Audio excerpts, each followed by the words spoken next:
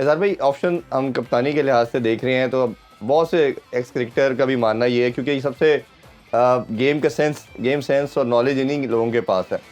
सबका मानना है कि अगर बाबर नहीं तो फिर शाहीन भी नहीं, क्योंकि इन्हीं की वजह से ये प्रॉब्लम दोनों की तरफ से आई।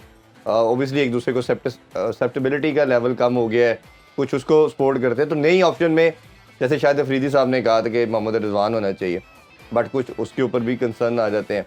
जो ऑप्शन नज़र आती है उनकी टीम में जगह नहीं बनती। तो आपके ख्याल में कौन सा ऐसा प्लेयर है जो बेस्ट ऑप्शन हो सकता है कैप्टन? देखिए, जिस तरह हमने शाहीन वाली गलती की कि उनको एक सीरीज़ का दिया, फिर उसके बाद उनसे दोबारा एक सीरीज़ के बाद ही इंटरनेशनल लेवल पे बाबर को दोबारा कैप्टन बना दिया। सबसे ज़्यादा तो मेरे ख्याल में इस टाइम ये ज़रूरी है कि आपको वही वाली गलती रेड बॉल क्रिकेट में शान मसूद के साथ नहीं करनी चाहिए। शान मसूद को आपने एक सीरीज़ दी ऑस्ट्रेलिया में, ठीक है वो इतनी नहीं जीत सके, लेकिन ऑस्ट्रेलिया में बड़ी हमेशा अच्छी से परफॉर्मेंस दी है पाकिस्तान टीम ने, हमें जीत नहीं पाए लेकिन अच्छे मैचेस दो मैचेस तो हमारे हाथ में थे। कंपेटिटिव मैचेस खेले। कंपेटिटिव मैचेस खेले। तो शान वही वाली ऑस्ट्रेलिया में हमेशा से ही कोई मतलब हमारा हिस्टोरिकली भी रिकॉर्ड इतना अच्छा नहीं रहा, तो अगर हम वहाँ पे हम जीत नहीं भी पाए तो उस बेसिस पे हमें शान मसूद से कैप्टनसी नहीं वापस लेनी चाहिए।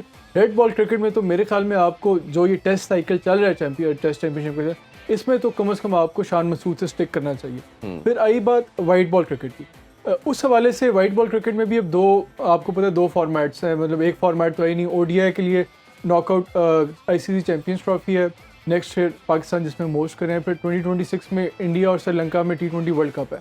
तो मेरे ख्याल में आपको प्लानिंग, अजहर भाई ने सही कहा कि सारे जल्दबाजी नहीं करनी चाहिए, सारे फैक्टर्स को मद्देनज़र रखते हुए आपको आई थिंक हम जो इनिशियल हम शुरू करते हैं ना कि किसी भी टीम बनाने में, सबसे पहले हम ये सबसे पहले जो है जिसको कहते हैं हॉर्स बिफोर द कार्ट, अगर आप शुरू इससे करेंगे कैप्टन कौन होना है, उसके बाद आप टीम तैयार करें। उसकी बजाय आप ये सोचेंगे आपने टीम कैसी तैयार करनी है, आपकी बैटिंग किस तरह की होनी चाहिए, आपकी बॉलिंग किस तरह की होनी चाहिए, स्पिन बॉलिंग किस तरह की होनी चाहिए, इन सारे फैक्टर्स को मद्देनजर रखते हुए आपने पहले ये फोकस करें कि आपकी टीम क्या होनी चाहिए।